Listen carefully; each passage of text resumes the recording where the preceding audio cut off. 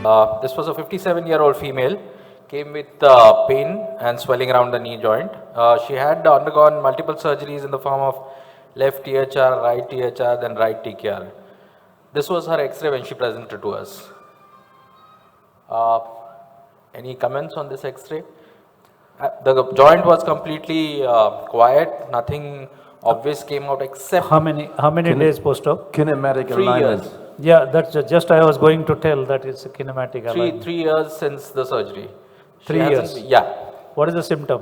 What is the Pain, swelling, little bit of swelling, not too much of swelling, but pain was there. There was no fever, no signs of any kind of septicemia or anything. okay? So only 3 years post-op, and he was painless in between after the index surgery. Knee was on and off painful, but not as painful as when she presented to us. Okay. So So- what is the first thing you? These are her serial X-rays. So that was the day of operation in 2024, and this was the recent one in July. So the first thing which we usually do is, in such cases where there are no symptoms, the first thing which we really expect is infection, obviously. That is maybe a low underlying infection. So we decided to go ahead with aspiration.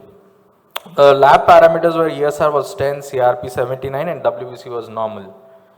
But still, considering the high CRP, we decided to go for this, and this was her aspirate. Send it for culture, gram stain, Zn stain, as well as What is the cell count of the culture? cell count. I'm not sure. I'm not. That is what Dr. Yeah. KK, and we are putting stress on. Whenever you synovial aspirate, fluid WBC count. always send for WBC count and how many polymorphonic leukocytes and what is the total count and culture. These are two things which are extremely important. Yeah. Yes. So this was the organism. It was E. coli, which was isolated from that aspirate. We went in for thorough debridement, as mentioned earlier. We usually do it with about 8 to 12 liters of NS mixed with gentamicin, and explantation was done. The implant was quite well fitting, but there was a lot of laxity in the tissue around. So after removing everything, a lot of bone was lost because of well fixed implants. And we have this special technique where we do a static cement spacer, where we use 3 cement spacers, one on the femur, one on the tibia, and one in between. So like a sandwich kind of a thing. And as mentioned earlier, we use about 20% of what amount of cement we are going to use as antibiotic. What antibiotic did you add to the cement? So we used vancomycin and cephalosporin.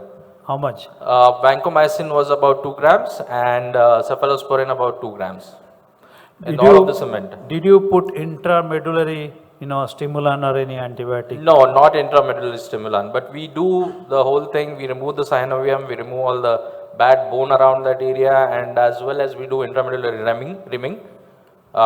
Take cultures from about 5 spaces, especially the posterior capsule, because that has been, as the literature has mentioned, most of the times we miss that posterior part, which can lead to reinfections. So it's preferable that in addition to meticulous debridement, do an intramedullary rimming, put intramedullary stimulant. Of course, it is expensive, but one who can afford, he can put intramedullary stimulant with the antibiotics to take care of the intramedullary infection, which sometimes may lead to a recurrence of the infection. Right. Retained intramedullary infection. Right. Yeah. So this is what the post-operative X-ray was. We make sure that it is quite a well-fitting kind of a spacer, static spacer with no movement at all across that joint. There are papers which say that you can put in a mobile spacer, but the amount of antibiotic delivery which we can have with a static spacer is much more.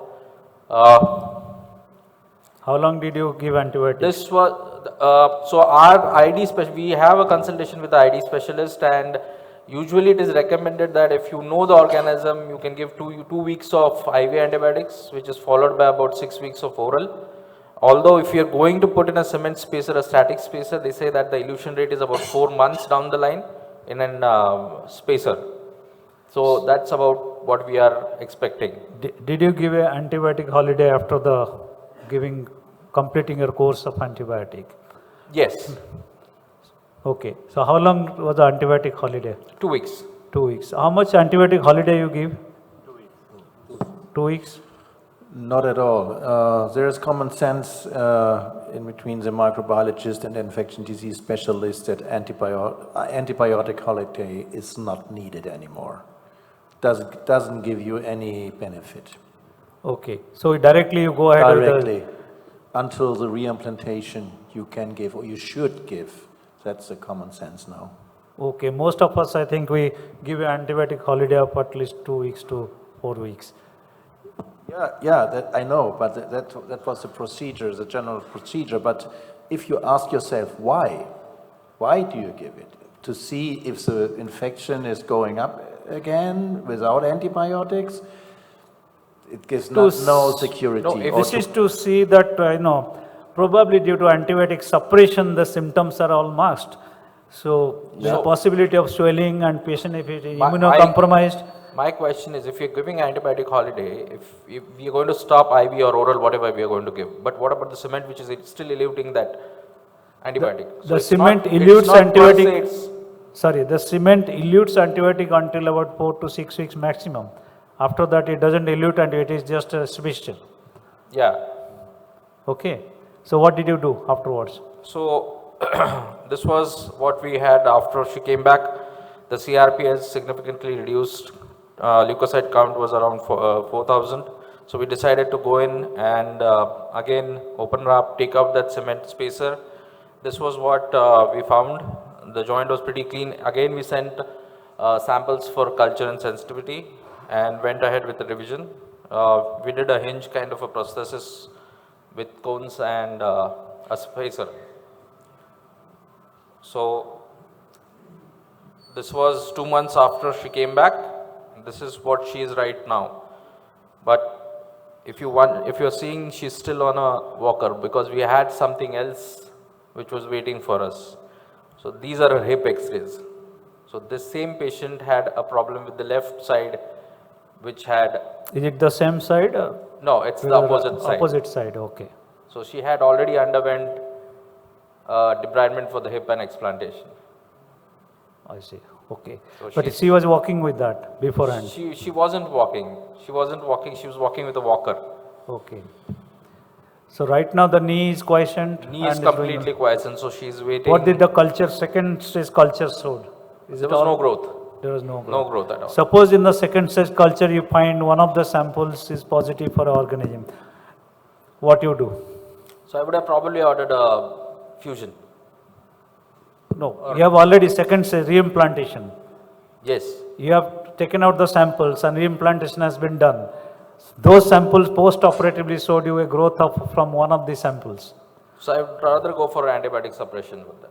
So you have to go, how long you will continue the antibiotic? At least 6 weeks. You have to continue 4 to 6 probably weeks of IV antibiotics. little more, little longer. In such cases, there may be continuous antibiotic suppression therapy. So there are, it depends on what organism you are going to get out. Okay. So there are organisms which require a longer, say about 1 year of IV, probably. So probably you need to continue antibiotic for 3 to 6 months again. again. We are still continuing with the antibiotics. Yeah.